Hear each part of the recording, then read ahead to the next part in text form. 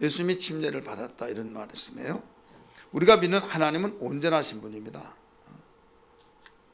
예수님이 이런 말씀을 하셨어요. 마태복음 5장 48절에 하늘에 계신 내 아버지께서 온전하신 같이 너희도 온전하라 이런 말씀을 하셨습니다. 하나님은 완전하신 분인데 우리 인간은 완전한 자가 하나도 없어요. 완전과 온전하고 다릅니다. 완전은 모든 전반적인 면에서 완전한 거죠. 그렇기 때문에 완전한 것 같은데 완전치 못하다는 걸 느끼죠. 내가 알고 있는 범위 속에서 저 사람 다 알아 다. 근데 나중에 생활하다 보면 막힌 데가 얼마나 많아요. 그런 온전하지 못하다는 거죠. 하나님께서 아들을 이 세상에 보내신 것은 우리가 이정표가 없이 목적지를 가려고 할 때 얼마나 당황스럽고 얼마나 방황자가 되겠냐 이거죠. 열심히 살려고 하면 더 그런 거죠. 왜? 야 나가봤자 캄캄하고 아무 일도 할 수 없어. 그러면 나가지도 않아요. 그러나 가서 일하면 됐지 못하냐고 막 가. 깜깜해가지고 일을 하지 못하고 나중에 그래도 막 해야지 했는데 아침에 봤더니 일을 해놨는데 다 불량품을 만들어놨어요.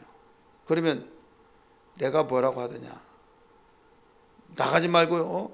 쉬지도 못하고 불량품 만들어 놓고 그걸 폐기 처분하려면 그 원가가 들어있는 자재비가 없어지잖아요. 시간 낭비하고 잠도 못 자고. 그럼 부지런한 사람은 그거 같은 거예요. 그럼 게으른 사람은 그 핑계를 통해서 아무것도 안 하니까 방황하지 않고 좋죠. 그래서 그 열심히 살려고 하는 사람이 방향을 알지 못하고 목적을 알지 못하는 상태에서 하면 방황을 많이 합니다. 그래서 실망을 더 많이 해요. 그래서 예수님을 이 세상에 보내신 것은 예수님은 우리 인간의 이정표가 되신 거예요. 따랐습니다. 이정표. 그래 이제 방황이 끝나버린 거예요. 왜? 주님이 가신 그 길을 따라가고 주님이 하신 일을 하게 되고 주님이 우리에게 일러주신 대로만 하게만 하면 돼요. 이정표에 따라가면 너무 정확하죠. 전 처음에 길치해서 길치가 뭔가 했어요. 김치도 아니고 길치해서 길치가 뭐냐고 그랬더니 길을 하나도 모르는 사람이 길치라는 거예요. 저는 좀 늦어가지고 길치라는 단어를 주변에서 듣지를 못했어요.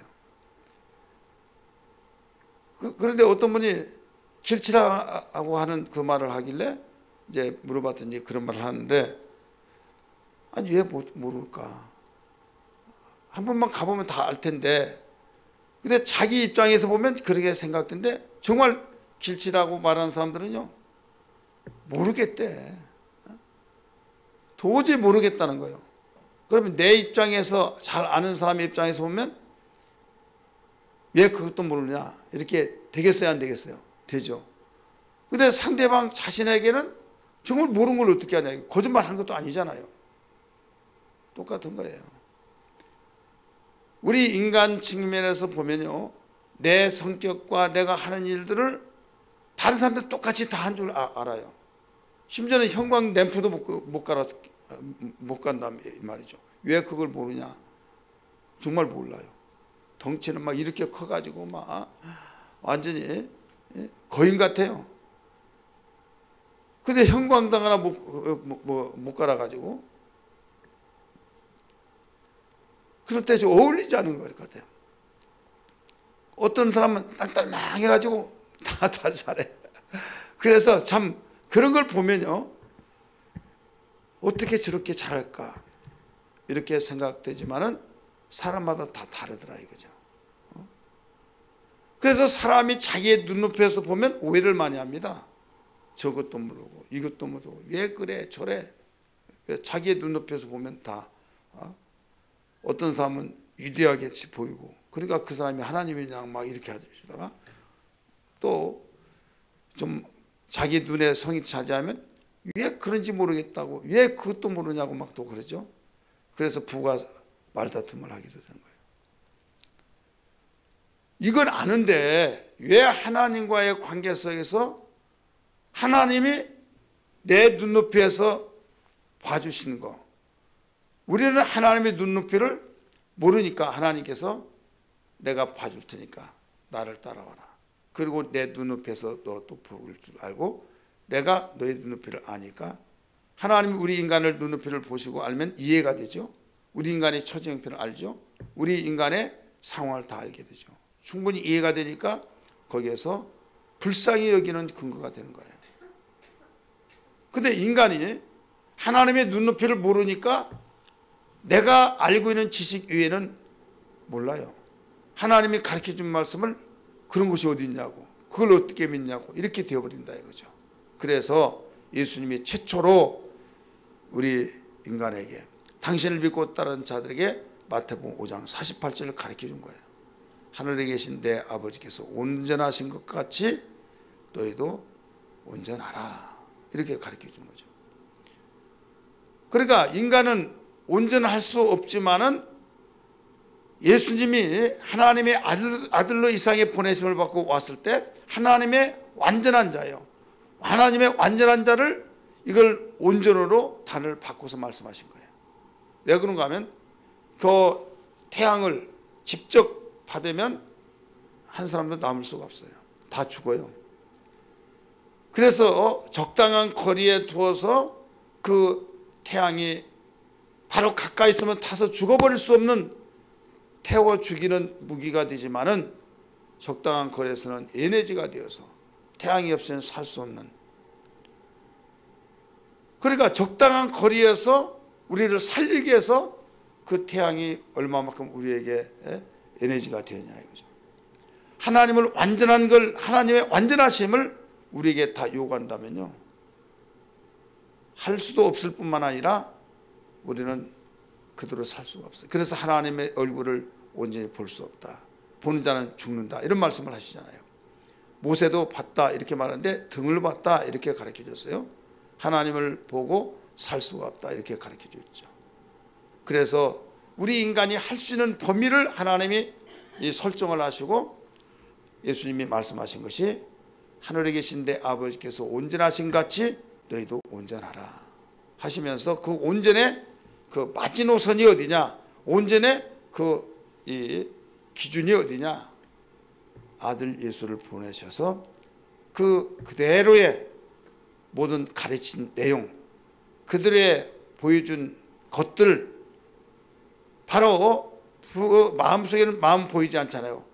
그분이 당신의 마음을 바로 나타내서 가르쳐준 생각을 가르쳐준, 그래서 하나님의 생각, 하나님의 마음을 가르쳐주고 있죠. 그래서 예수님이 인간으로 오신 거예요. 예수님이 인간으로 오셔서 같이 살으셨잖아요. 말씀이 육신이 되어 우리 가운데 거하심에 하나님의 독생하신 영광에, 독생자에는 하나님의 영광이라는 걸 믿기 바랍니다. 그래서 하나님의 영광을 뭘로 표시할 수가 없는 거예요. 그래서 예수님이 이 세상에 나타나셔서 오셔서 이건 하나님의 영광이다, 이걸 보여주신 거예요. 그래서 예수를 보고 죽을 자가 있어요, 없어요? 없죠. 근데 예수님 보내주시고 난 뒤에, 보내주시기 전에 하나님의 영광을 볼 수가 없어요. 예, 다 죽으니까.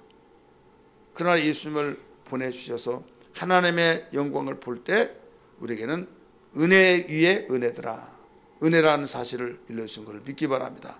왜? 죽어야 할 존재가 하나님의 영광을 보고도 죽지 않으니까. 따라서 합시다. 죽어야 할 자가 하나님의 은혜를 보고 죽지 않았으니 그게 은혜다 이거죠. 그 은혜에다가 또 하나는 우리가 그 은혜로 살아갈 활력소를 얻는다 이거죠. 생명에서부터 시작해서 이 땅에 살면서 행복하는 모든 비전을 이루어나가, 전에는 운명이라고 하는 그 탈에서 벗어나지 못해요. 근데 이제는 믿음 안에서는 모두 갈 수 있다.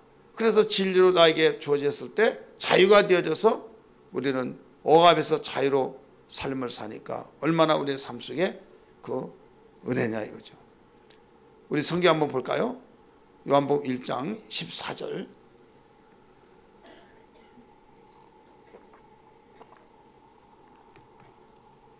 같이 읽습니다. 시작.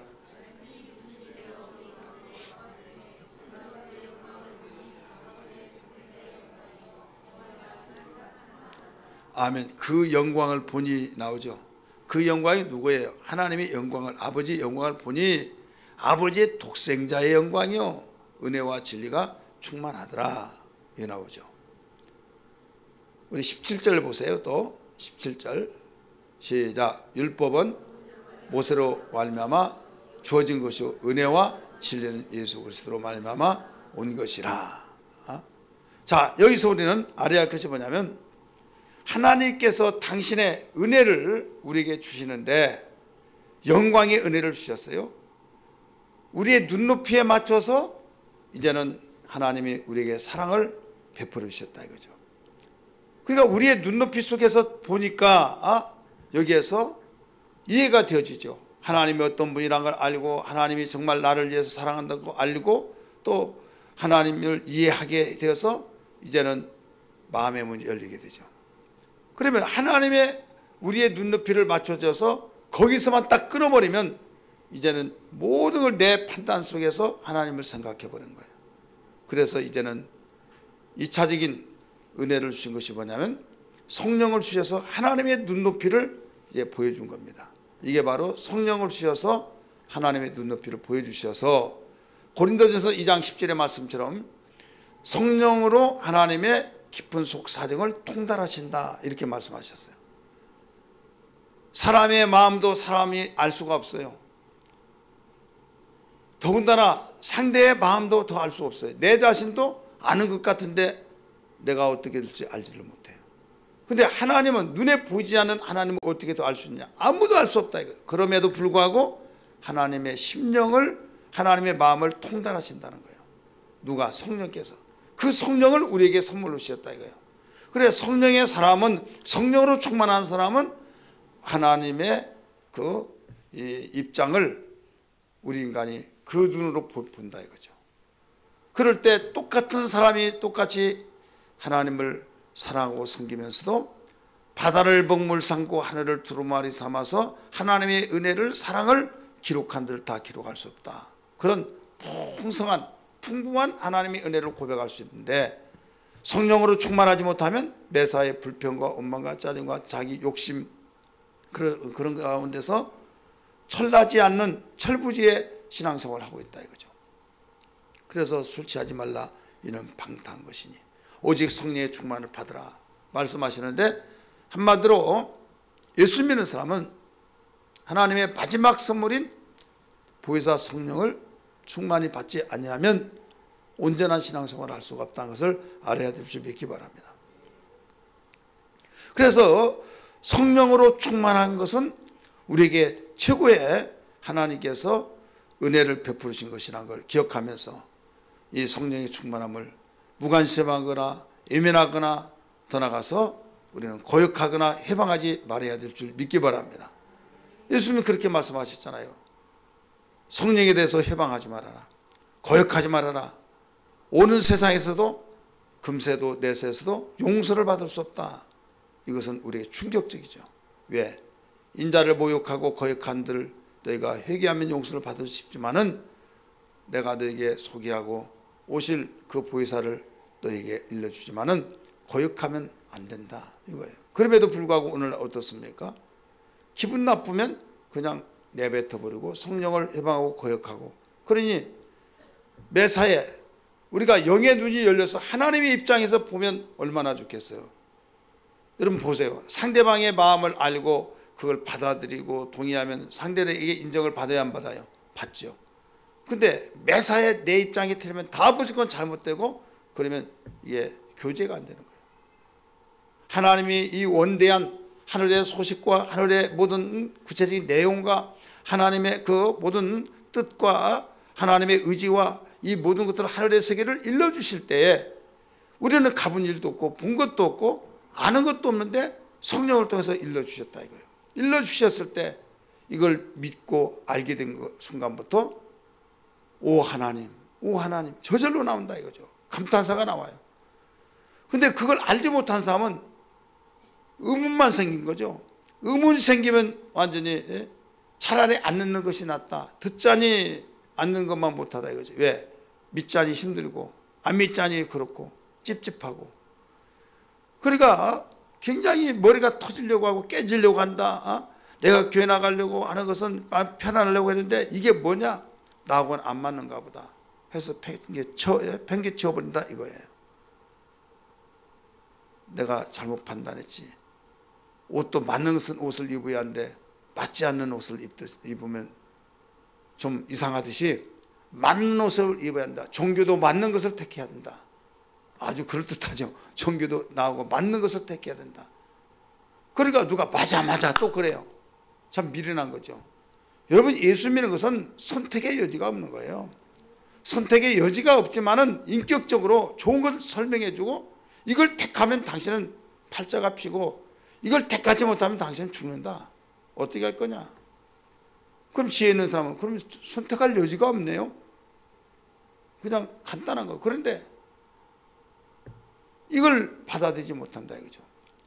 가령 병원에서 이렇게 진단했다고 봅시다. 당신은 3개월뿐이 못 산다. 근데 신약이 개발되는데 전에는 이런 약이 없다. 이거 먹으면 살고 이거면 죽는다. 이거 먹겠습니까? 안 먹겠습니까? 먹겠습니까? 안 먹겠습니까? 그럼 이거 먹어야 된다고 해야지 또 먹겠습니까? 안 먹겠습니까? 물어보냐고 이렇게 말할 거예요. 그러겠어요? 안 그러겠어요? 이건 왜 물어본 거 하면 우리를 인격적인 존재로 만드셨기 때문에 소개를 내가 해주고 먹고 안 먹는 네 마음이다. 그래서 항상 성경은 이런 식으로 모두 가르쳐 줬어요. 예를 들어서 신명기 30장 19절에 땅에 들으라 말씀하셨죠. 내가 오늘날 천지를 불러 증거를 삼느니 네 앞에 사망과 생명과 복과 저주를 두느니 너와 네 자손이 살게 하여 무엇을 택하고 생명을 택하고 해답까지 가르쳐 줬어요. 그런데 택하고 안 택하는 것은 그 말 듣고 내 자신이 결정할 노릇이다 이거죠. 결정하지 못한 손을 펴가지고 이걸 쥐어주면서 손을 이렇게 해서 펴지지 않게 만들어주시고 이거 가지고 가. 저버리려고 내버리려고 하지만 펴지지 못해서 내버리지도 못하고 그런 분이 아니다 이거예요. 그래서 하나님은 해답까지도 가르쳐주면서 이대로 써라 했는데도 저는 싫어요 해버린 사람이었다 이거죠. 그래서 어린아이 같지 않으면 천국에 들어갈 수가 없다 이런 말씀을 하셨어요. 자, 오늘 하나님께서 이렇게 이 의에 대해서 가르쳐 주는데 침례 받으시면서 예수님이 공생의 첫 번째 침례를 받으신 모습 가운데서 보여주셨어요. 예수님이 침례를 받기 이전에 요한이 침례식을 했습니다. 회개하라 천국이 가까웠느니라 했을 때 수많은 사람이 몰려들기 시작하면서 여기에 이 요한의 앞에 쫙 줄을 서는데 한 사람 한 사람이 계속 침례를 줍니다. 침례를 주는데 느닷없이 이제 다음 사람을 주는데 깜짝 놀라면서 예수님을 보시면서 내가 당신에게 침례를 받아야 할 텐데 내가 어떻게 당신 침례를 줄 수 있습니까? 이런 말을 하게 된 거죠. 그래도 모든 일에 의를 이루어야 된다. 줘라 했을 때 줬다 이런 말이 나오죠. 밑도 끝도 없이 이런 말씀이 나오죠. 근데 요한복음을 반드시 연결시켜서 봐야만 됩니다. 여러분은 수없이 요한복음을 곁들여서 보는 이야기를 저로부터 많이 들어서 아시겠지만은 요한복음에서는 이런 말씀을 했어요. 내 앞에 누구든지 서걸러랑 그 위에 성령이 임하신 것을 보걸러랑 그가 하나님의 아들인 줄 알아라. 이 말씀을 가르쳐줬다. 침례식을 하면서 침례를 계속 요한이 주잖아요. 그런데 하나님께서 요한복음에 삽입을 시켜서 보면 나도 그분이 누군지를 몰랐다. 하나님의 아들이라는 사실을 몰랐는데 나에게 미리 말씀하시기를 네 앞에 선 자 중에서 성령이 불같이 임한 것을 보걸러랑 그가 하나님의 아들이라는 걸 알라 하셨기에 내가 그제 알았다. 이거예요. 그래 평범한 삶인 줄 알았는데도 불구하고 예수님 일가 친척인 것을 알아서 그냥 내 동생딸인데 이렇게 생각했던데 거기서 깜짝 놀란 것이 비둘기 같은 성령이 머리에 임하더라 이거예요. 침례식을 하려고 보니까 그때 예수님 말씀, 하나님 말씀이 생각난 거예요. 네 앞에 서는 자 중에서 누구든지 성령이 비둘기같이 임한 걸 보걸러랑 그가 하나님의 아들을 알아라. 그 말씀을 듣고 마태복음 연결시켜서 보면 왜 내가 당신에게 침례를 줘야 합니까? 내가 당신에게로부터 침례를 받아야 할 자가 아닙니까? 그때서 알아봤다 이거죠. 우리 성경 그래서 15절에 그렇게 나오죠. 같이 읽읍시다. 시작. 예수께서 대답하여 이르시되 이제 허락하라. 우리가 이와 같이 하여 모든 의를 이루는 것이 합당하니라 하시니 이에 요한이 허락하신지라. 우리 14절 같이 읽을까요? 14절 시작. 요한이 말려 이르되 내가 당신에게 침례를 받아야 할 터인데 당신에게로 오시나이까. 내가 당신으로부터 침례를 받아야 한다. 왜? 저기서 봤더니 성령이 비둘기같이 임하니까 저분이 하나님의 아들이야. 하나님의 아들이니까 내가 그분의 침례를 받아야 해요. 해야 하는데 침례를 받아 오니까 왜 나에게 오십니까? 할 때 허락하라. 모든 일에 의를 이루기 위한 것이다. 그래서 침례를 줬다 이거죠. 이왕이 말이 나왔으니까 또 읽으면 복이 되니까 읽어봅시다. 요한복음 1장. 요한복음 1장.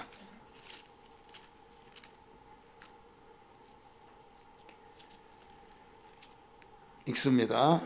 몇 절을 보신가 하면 29절부터 봅시다. 시작. 이튿날 요한이 예수께서 자기에게 나오심을 보고 이르되 보라 세상 죄를 구하는 하나님의 어린 양이로다. 내가 전에 말하기를 내 뒤에 오는 사람이 있는데 나보다 앞선 것은 그가 나보다 먼저 계심이라 하니 것이 이 사람을 가리킵니다. 이제 예수님에 대해서 그 제자들에게 가리킨 거예요.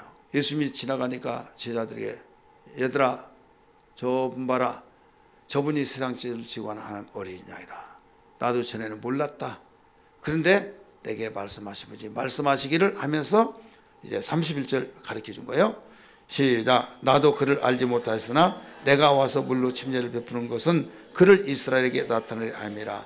요한이 또 증언하여 이르되 내가 봄에 성령이 비둘기같이 하늘로부터 내려와서 그의 위에 머물렀더라. 나도 그를 알지 못하였으나 나를 보내어 물로 침례를 베풀라 하신 그이가 나에게 말씀하시되 성령이 내려서 누구에게든지 머물든 것을 복을든 그가 곧 성령으로 침례를 베푸는 줄을 알라 하셨기에 내가 보고 그가 하나님의 아들이심을 증언하였노라. 이해가 되시면 아멘 하시 바랍니다. 그러니까 우리는 그 예수님이 예수님의 의는 하나님의 의입니다. 많은 사람이 의라고 할 때 이 의는 옳을 의자를 써요. 그래서 옳다. 그러면 내가 착한 일을 하고 구제를 하고 단순하게 상냥히 하고 또 지나간 사람 어떤 밥을 해주고 이런 식으로 해서 나는 의를 행했다. 이런 식으로 이제 생각한다 이거죠. 그런데 하나님은 당신의 뜻을 가지고 당신의 일을 바로 행하시고 선포하셨어요. 자, 세상에 죄만이 있어요. 모든 사람이 죄고 모든 것이 다 죄로 되어 있는데 거기에서 의라고 한 것은 하나님이 이것이 의다. 이렇게 하나님이 옳다고 인정하신 것을 바로 선포하신 거예요. 이게 의다 이거예요. 그러니까 죄악 가운데서 이거 옳은 것이다. 이렇게 해야 된다. 그러면 그게 옳은 것인 줄 알지만은 하나님은 모든 세상이 좀 명암으로 본다면 깜깜하여서 하얀 건 하나도 없다 이거죠. 그런 가운데 하얀 것을 의라고 생각한다면 하나도 없으니까 하나님께서 의를 딱 선포하신 거죠. 이게 의다. 그러니까 이제 의가 무엇이란 걸 이제 알아야 된다 이거예요. 의를 모르면 내가 하고 있는 것도 의를 몰라요. 그래서 예수를 믿는다는 것은요, 그냥 주먹구구시로 믿고 기도를 하더라도 주먹구구시로 그냥 밀어붙이기시로 기도하고 그냥 하면 되는 거야. 무조건 믿어. 막 이런 식으로 믿어대고 이러면 그게 아니에요. 우리는 하나님의 의를 알고 행해야 될 줄 믿습니다. 의를 알고 믿어야 될 줄 믿습니다. 하나님의 의가 뭐냐? 하나님의 의는 당신이 보내신 당신의 독생자 예수에게 내 의를 바로 나타내라 이거죠. 그래서 예수님이 하신 모든 그 말씀과 모든 뜻을 믿고 따르는 그 사람이 바로 의다 이거예요. 믿으시길 바랍니다. 그래, 예수를 믿지 않냐고는 절대 의가 될 수가 없는 거예요. 예수를 알지 못하고서는 우리는 의도 모르고, 그래서 예수를 알고 믿는다는 것은 뭐냐면 그분이 하나님의 아들로서의 의를 행하신 분으로서 하나님의 의라는 걸 알아야 하는데, 이건 모르고 그냥 나는 존경스러워, 하나님의 아들 예수님이 참 사랑을 많이 행하셨고 참 좋은 분이야, 나 존경해. 여러분, 박애주의 사상 속에서 그런 식으로 예수를 받아서는 안 된다 이거죠. 하나님의 의가 아들을 통해서 선포되었고, 선포되었던 그 의를 내가 믿고, 그 다음에 우리는 그분을 믿고, 믿었으니까 이제 행하는 거죠. 여러분, 성경에 이런 말씀이 나와요. 오직 의는 믿음으로 말미암아 살리라. 많이 들었죠. 하박국 선자를 통해서 로마서에서도 인용하고 바울도 인용하고, 그래서 오직 의는 믿음으로 말미암아 산다. 여기에 함정이 있는 겁니다. 함정이 있는 것이 뭐냐면, 내가 이 말의 뜻은 정확하지만은 내가 오해를 하고 있어서 무지 때문에 함정이 있는 거예요. 무조건 행하고 믿고 따르면 우리는 의인 되는 거야. 의인 된 사람이 그냥 믿으면 되는 거야. 그렇게 살아간 거야. 이렇게 생각한다 이거죠. 근데 여기서 정확하게 말한다면 예수만이 하나님의 의입니다. 예수님이 하나님의 의인데 그분을 내가 하나님의 의라는 것을 시인하고, 자, 내가 생각하고 있는 예수를 믿기 전에 내가 생각하는 의가 한두 가지가 아니죠.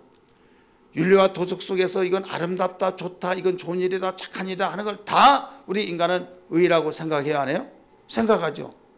그런 생각을 가지고 있는 가운데서 내가 볼 때 예수쟁이들 죄만 많이 짓고 공자가 더 의익을 행하고 불자들이 더 착한 일을 행하고 더 의롭더라 막 이런 말을 한다 이거죠. 그러면 맞아 이런 식으로 해서 좀 세상에서 착한 일을 한 걸로 생각하면 그 사람은 다 의로 인정한다 이거죠. 그리고 또 율법에서도 하나님 말씀 지키면 의가 되니까 그 의인, 율법 하나님 말씀대로 행하면 그게 의인이다, 이런 식으로 생각한다 이거죠. 의는 예수 그리스도뿐이 없다고 그랬어요. 그분이 하신 일이, 그분이 우리에게 전파하는 일이 다 하나님 의인데, 예수님이 어떻게 해서 하나님의 의를 나타내느냐? 하나님의 뜻을 이루었을 때 다 이뤘다고 그랬죠. 그래서 하나님의 의를 다 나타내는데, 그 의가 어떻게 해서 나타나는가 하면, 모든 사람이 죄인이었을 때 의를 다른 사람에게 선포를 해야 하는데, 전파를 해야 하는데, 의를 가지고 전파해야 하잖아요. 죄를 가지고 전파하는 것이 아니라. 근데 그 의가 하나님의 의인데, 하나님이 우리를 살리기 위해서 당신을 보내셔서 십자가에 죽었다 이거예요. 죄값을 다 지불해 줬다 이거예요. 죄값을 다 지불해 주셔서 이제 너희는 바로 내가 아버지의 보내심을 받고 와서 하나님의 의를 행하려고 하는데 너희의 죄를 다 지불해 줬다. 다 지불해 줬다 이거예요. 그리고 너희는 죄가 이제 없다, 이 사실을 믿으라 이거예요. 그럴 때 이 사실을, 예수님이 하신 일을 믿고 시인을 하고 믿는 자체가 그에게 이제 의인 되는 거예요. 따라서 합시다. 예수님이 하신 일을 시인하고 믿고 행하는 자. 첫 번째 시인을 해야만 됩니다. 누가 하신 일을?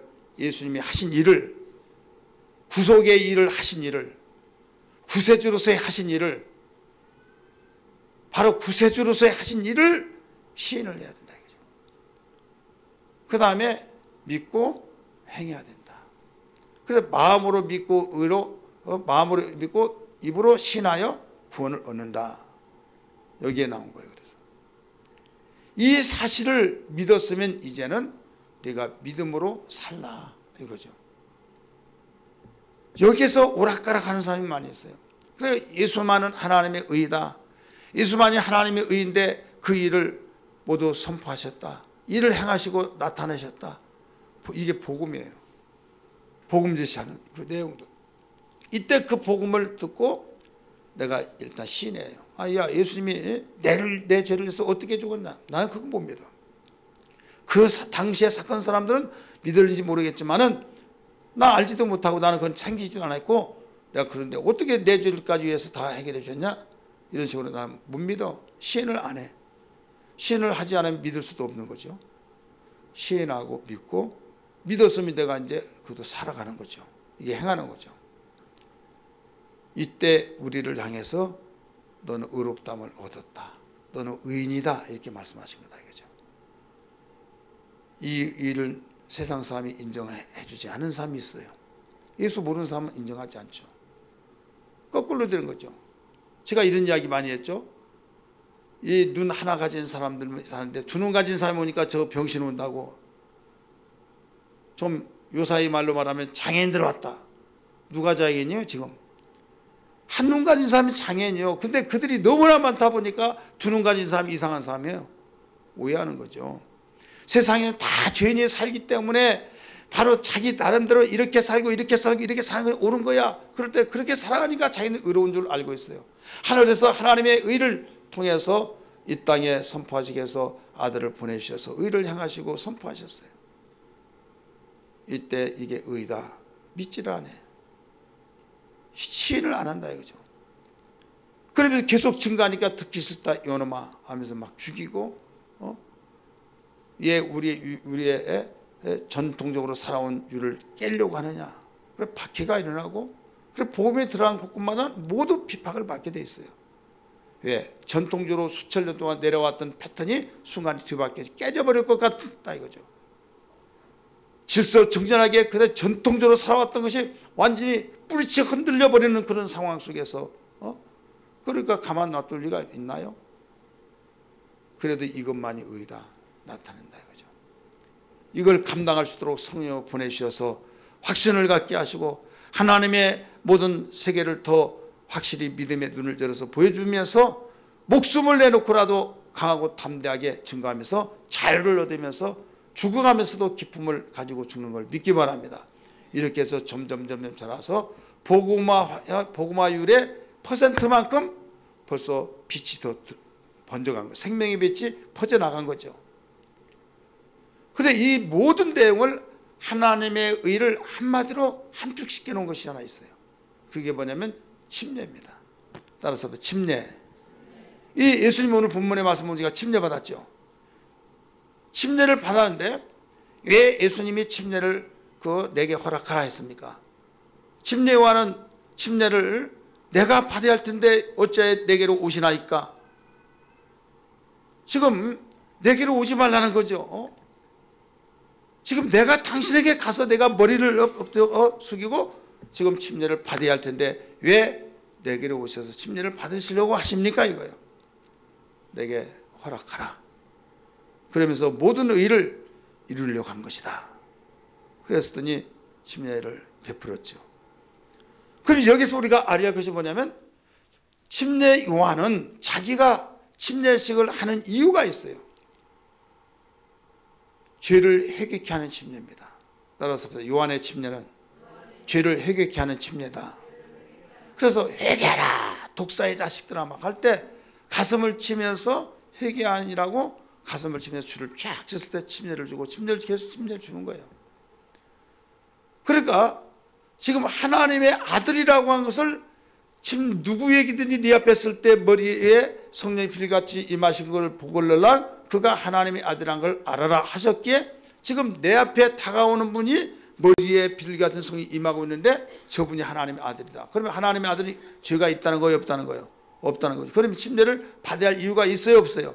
없지요. 오히려 내가 죄니까 내가 그분 앞에 침례를 받아야 된다고 하는 입장이기 때문에 어찌하여 나에게 오시나이까? 내가 당신에게 침례를 받아야 할 텐데 이런 말씀을 하고 있잖아요. 이때 허락하라. 내게 침례를 주라 이거죠.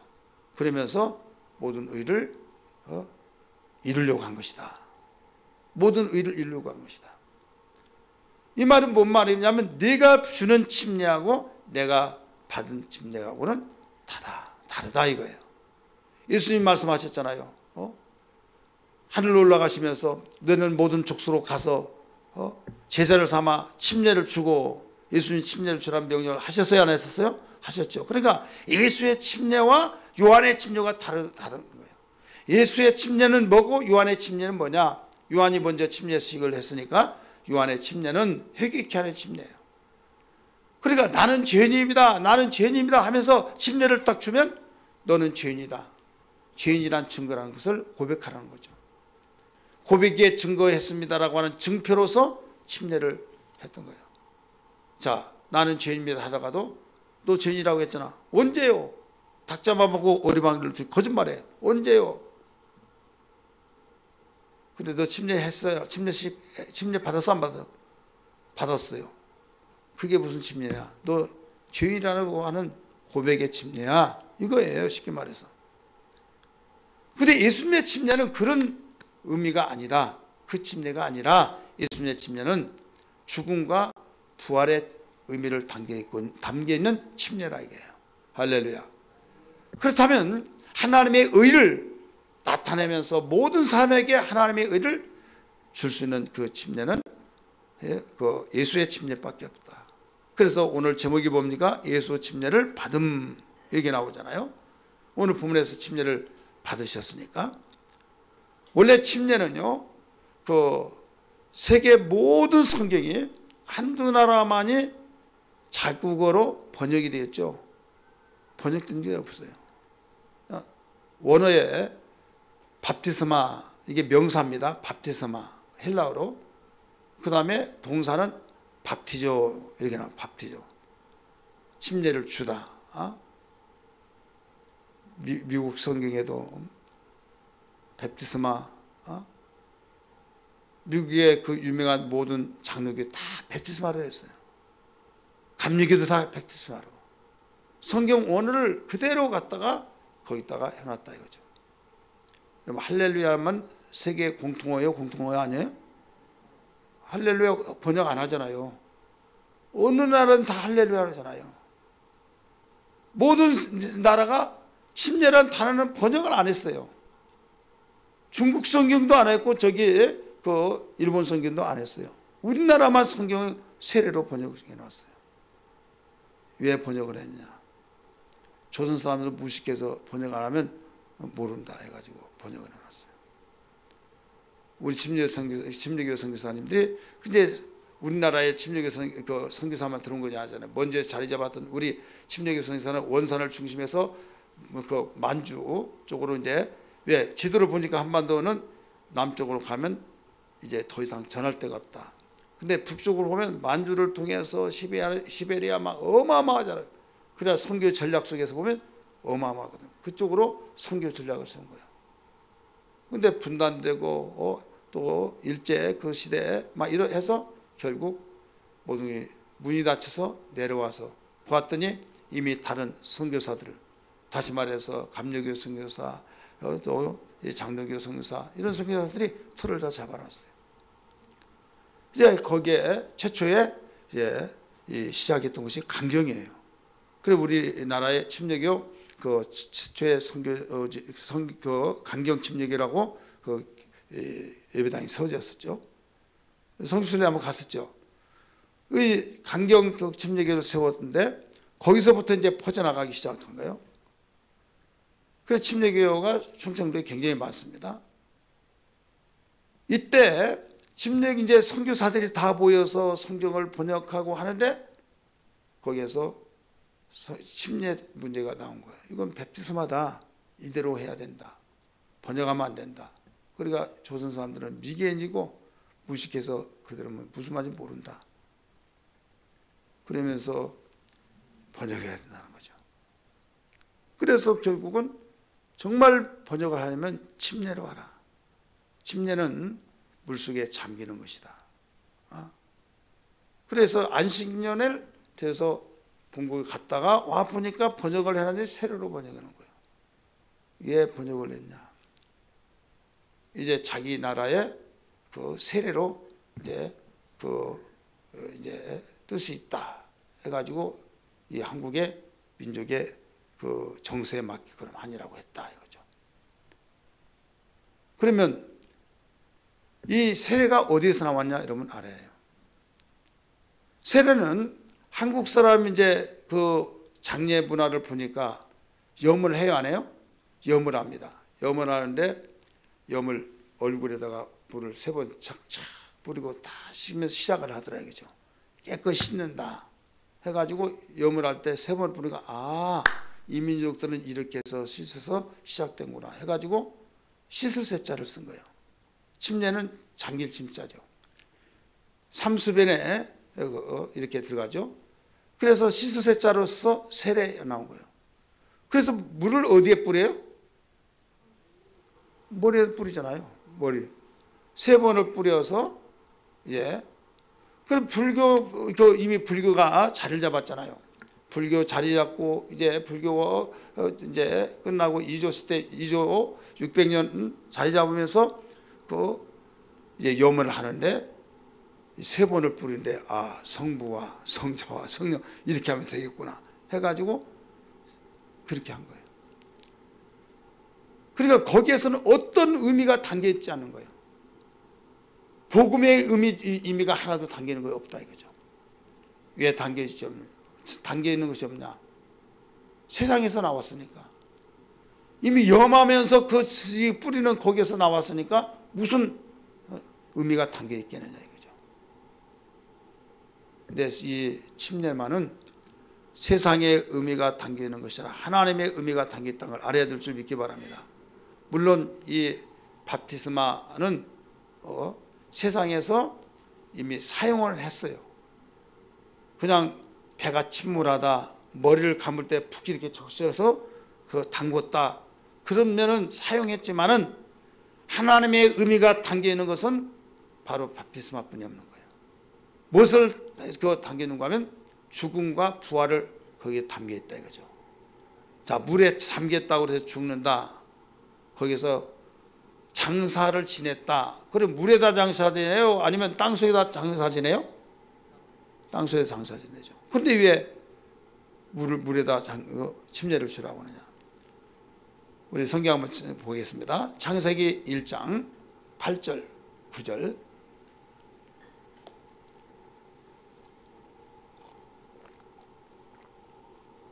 창세기 1장 8절 9절 읽습니다. 시작. 하나님이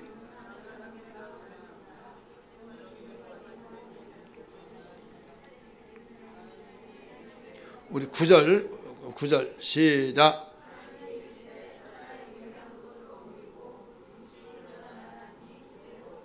아멘.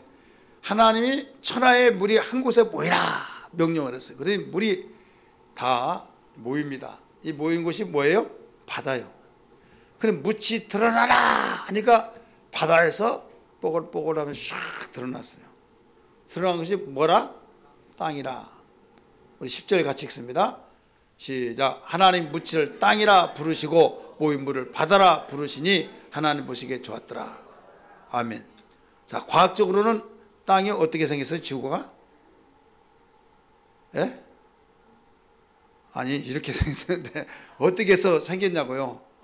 과학적으로 어떻게 해요? 참 큰일 났구나. 큰일 날것 없지만은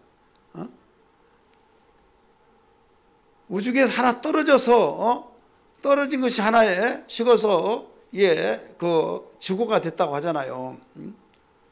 성경적인 면에서는 하나님이 온 천하의 물이 한 곳에 모여서 묻이 드러나라 하니까 싹 드러났다 이거죠. 드러난 것을 뭐라고 했다고 그랬어요? 땅이라. 창세기 1장 9절 10절에 분명히 나왔잖아요. 그러면 물속에다가 잠궜을 때 이걸 장사라고 하잖아요. 그러면 결국 이건 무엇을 말하고 있어요? 땅을 말하고 있다 이거예요. 땅. 그래서 물속에 들어가면 이미 죽은 거죠. 죽어서 장사 지냈다. 이미 묻힐 땅이라.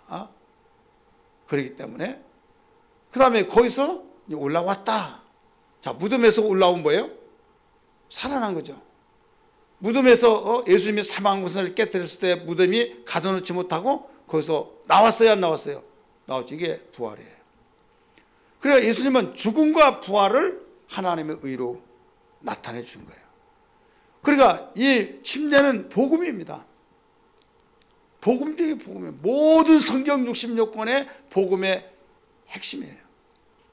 세례는 복음을 증거해 줄 수는 어떤 근거 하나도 없는 거예요. 예수님이 앞으로의 일들을 잘 아시기 때문에 변개시키는 인간들의 속성을 알기 때문에 그것까지도 방지하기 위해서라도 내게 침례를 허락하라 하면서 다른 데도 하지 않고 뿌리게 하지 않고 물속에 잠기게 하고 그냥 올라가게 하고, 요한의 침례는 회개케 하는 침례이기 때문에 예수님은 회개케 하는 침례가 아니라 부활과 죽음과 부활, 이 뜻을 바로 잠겨있는 의미가 있다는 것을 일러주기 위해서 이 침례를 설명하고 있는 거예요. 그래서 땅끝까지 복음이 증거할 때마다 그 곳곳마다 모두 침례를 주라고 하신 말씀은 여기에 하나님의 의를 시작을 선포하는 것입니다. 따라서 하나님의 의를 시작한 것이다. 그래서 우리 구원받은 사람만이 여기서 하나님의 의가 시작된 거예요. 믿으시기 바랍니다. 왜? 예수님이 하나님의 의를 이루시고 다 이뤘다 하실 때 그걸 누가 시인했죠. 믿었죠. 예수님 구세주 영접했죠. 이게 뭐예요? 예수님 영접함으로 구원받은 자잖아요. 그것을 구원받았다고 한 증거를 뭘로 나타내요? 침례로 나타난 거예요. 침례로 나타났는데 침례가 되어지지 않으면 증거가 없는 거예요. 자, 여러분 누가 낳았어요? 우리 조한인 고사님 누가 낳았어요? 엄마 아빠가 낳았죠? 증거 있어요? 증거 없어요? 증거 없으면 뭐 그걸 어떻게 믿어요? 엄마 아빠는 증거 없어요? 우리 김숙향 고사님은 누가 낳았어요? 증거 있어요? 예? 아니 증거 있냐고요? 없어요? 아니 호적에 있잖아요. 호적에 증거하라고 할 때 뭐 호적 등본어, 뭐 가족 사실 뭐 증명서 뭐 이런 게 있잖아요. 띄워와라. 다른 거 안 봐요. 유전자 검사 해보자고. 그거 아니야. 그거 종이 한 장 보고 그거 누구의 딸이고 누구의 아들이고 몇이 딸이고 그거 다 그걸로 증거하는 거예요. 자, 우리가 구원받았어요. 구원받은 증거가 뭐예요? 뭐냐고요? 침례예요. 그래서 그것을 구원의 표라 이렇게 말한 거예요. 따라서 구원의 표. 그 어떤 사람은 이렇게 말합니다. 아, 침례받아야 구원받는다. 목사님이 그렇게 말했다고. 언제 내가 그렇게 말했습니까? 구원받은 사람이 침례를 받고 그 침례를 고로 구원의 표라 이렇게 말한 거예요. 이것도 성경에 나와요. 베드로전서 3장 21절 다 찾아봅니다. 베드로전서 3장 21절.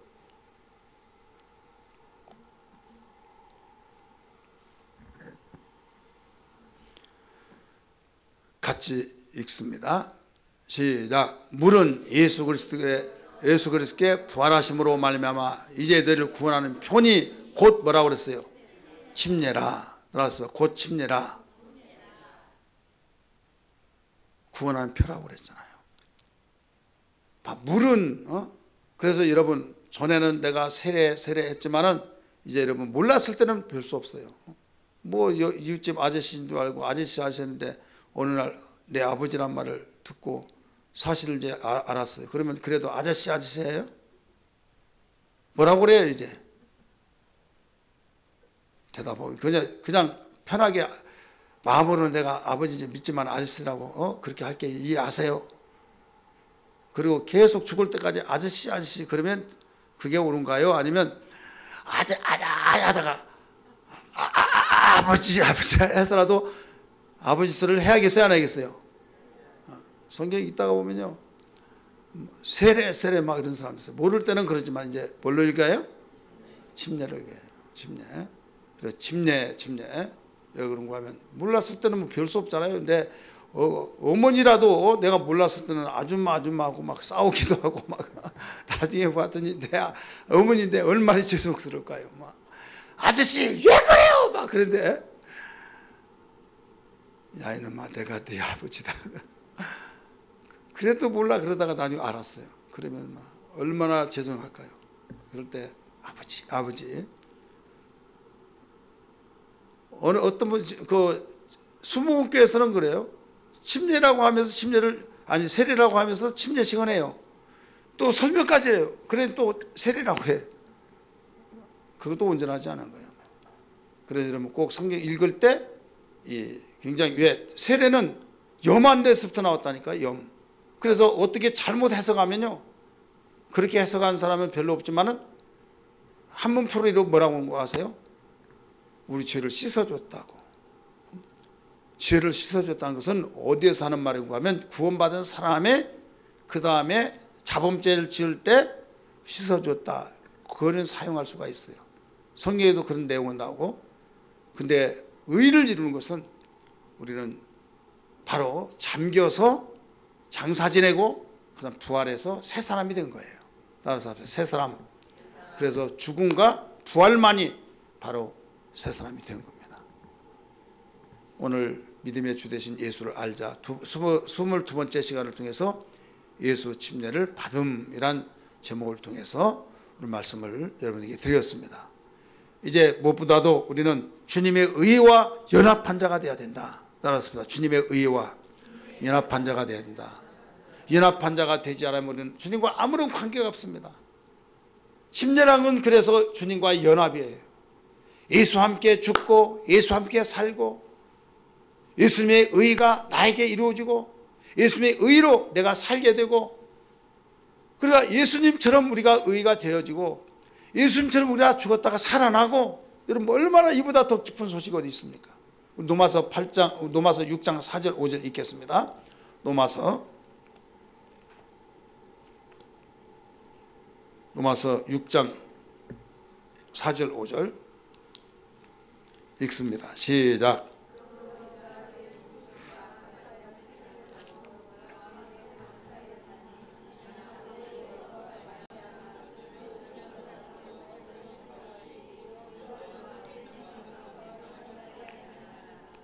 만일 우리가 그의 죽으신 것 같은 모양으로 연합한 자가 되었으면 또한 그의 부활과 같은 모양으로 연합한 자가 자도 되리라. 아멘. 그리스도와 뭐예요? 연합. 죽는 것도 함께 죽고 사는 것도 함께 살고. 그래서 어떤 누구든지 그리스도와 연합이 이루어지려면 안 된다. 연합으로부터 시작해서 내 생명이 시작된 거예요.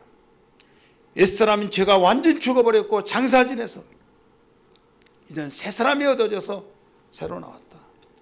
그래서 하나님의 의가 우리에게서 바로 나타나 우리를 향해서 하나님의 의로 보신 거야. 하나님이 모든 의의 표준이 되어지고 기준이 되시니 그분이 나를 볼 때 의로 보는 거예요. 의로 보기 때문에 우리는 사는 자가 되고, 만약 하나님의 눈에 죄로 보여지면 그는 살 자가 아니에요. 지옥 갈 자고 아무런 가치가 없는 겁니다. 의가 하나님 눈으로 의가 보여지려면 어떻게 해요? 의 대신 주님과 연합이 돼야 된다. 그래서 예수만이 하나님의 의가 되니까 여러분 이 복음을 여러분들이 어떤 누구에게든지 나로부터 시작해서 믿지 않은 나의 가정 식구들, 사랑하는 나의 이웃에게 증거돼야 될 줄 믿습니다. 할렐루야.